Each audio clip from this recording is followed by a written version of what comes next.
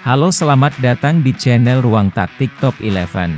Di video kali ini, kita akan bahas formasi 4-2-4 yang cukup menarik untuk digunakan, karena peran gelandang serang di formasi ini cukup unik, yaitu berperan layaknya di playmaker. Sebelumnya jangan lupa like, subscribe, komen, dan share video ini, agar channel ini bisa berkembang. Lalu apa yang membuat gelandang serang di formasi ini berperan layaknya di playmaker? Dan bagaimana cara mengeksekusi formasi 4-2-4 ini? Let's go, kita bahas sama-sama.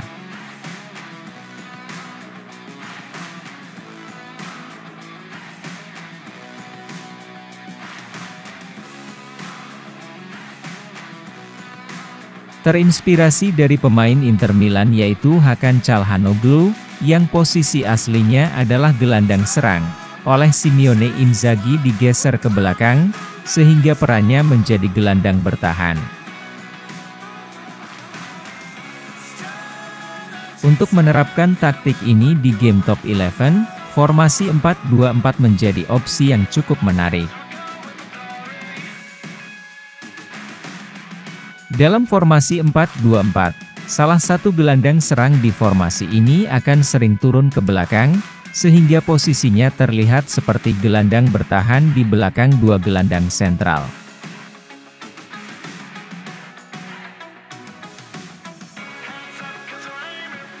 Sehingga ketika kita menggunakan formasi ini, akan terlihat seperti formasi 4-5-1 V-style, ketika dalam fase build up untuk menyerang, atau dalam fase bertahan.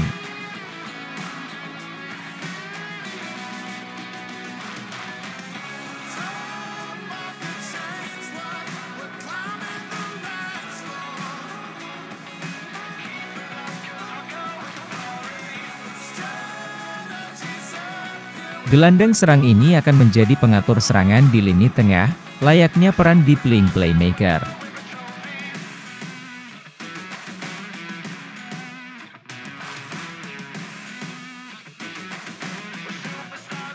Tak cuma itu saja, pemain yang posisi aslinya gelandang serang ini, juga sering maju ke depan untuk menciptakan peluang mencetak gol.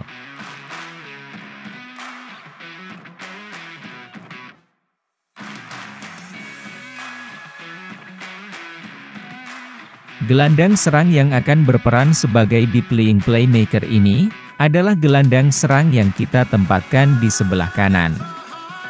Sedangkan gelandang serang yang kita posisikan di sebelah kiri akan maju mengisi kekosongan striker. Selain pemain yang berposisi gelandang serang, ada satu pemain lagi yang perannya cukup menarik yaitu bek tengah. Di beberapa kesempatan, bek tengah ini sering terlibat dalam build up ketika tim sedang membangun serangan. Tak jarang bek tengah ini memberikan umpan panjang langsung ke lini pertahanan lawan, terutama ketika kita menggunakan taktik fokus umpan dari tengah.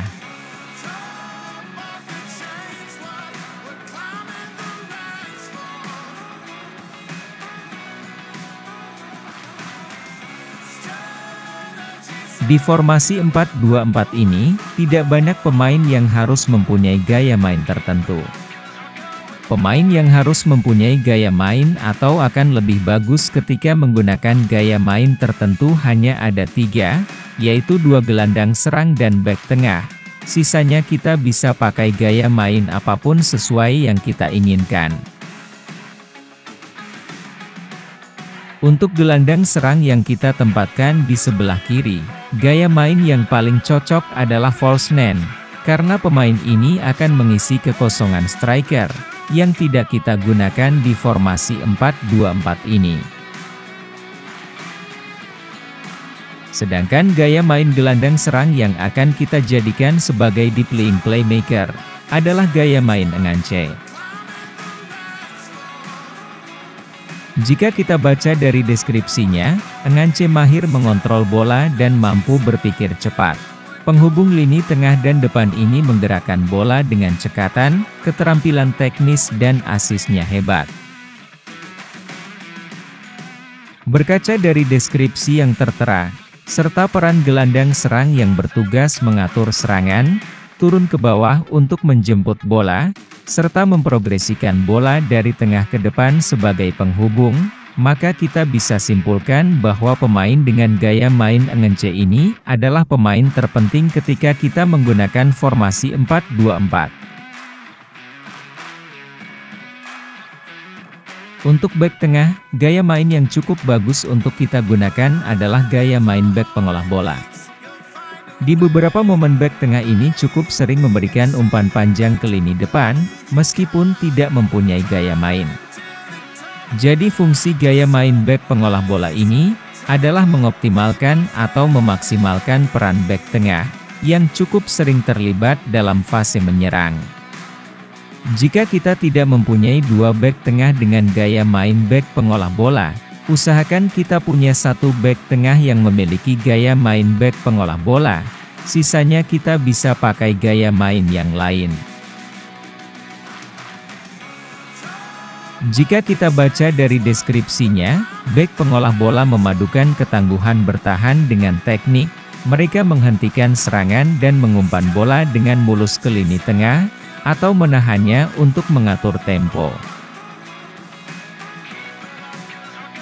Di beberapa pertandingan, peran bek pengolah bola ini cukup terlihat sesuai deskripsi yang tertera, di mana dia sering terlibat ketika fase build up untuk menyerang, dan cukup bisa diandalkan ketika bertahan.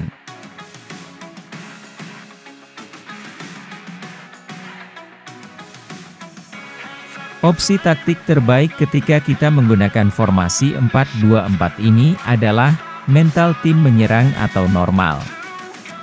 Dengan 4 pemain bertipikal menyerang, rasanya kita juga akan merasa kurang maksimal ketika menggunakan formasi ini, tapi malah bermain bertahan. Untuk fokus umpan, opsi terbaik adalah lewat tengah.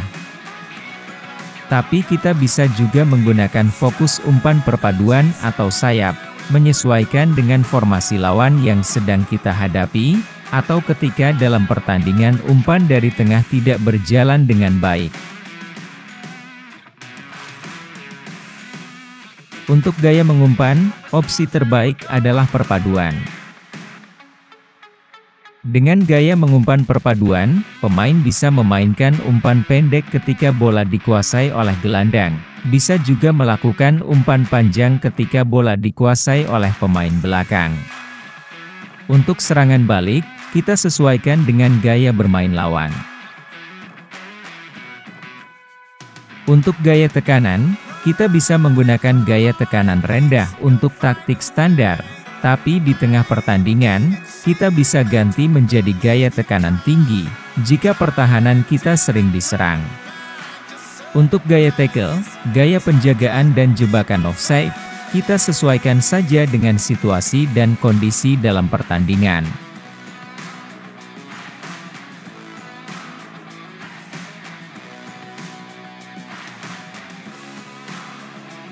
Kekurangan umum yang sering terjadi ketika kita menggunakan formasi 4 back, adalah seringnya back sayap maju ke depan dan melakukan tembakan.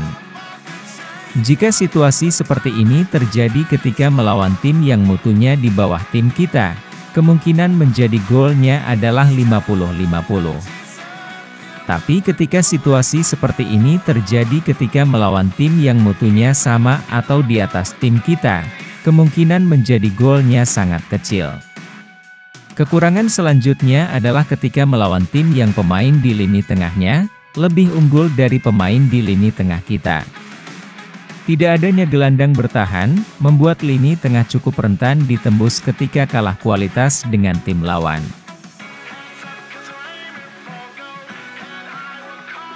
Mengotak-atik formasi sesuai imajinasi kita, menjadi salah satu faktor menarik ketika memainkan game Top 11 ini.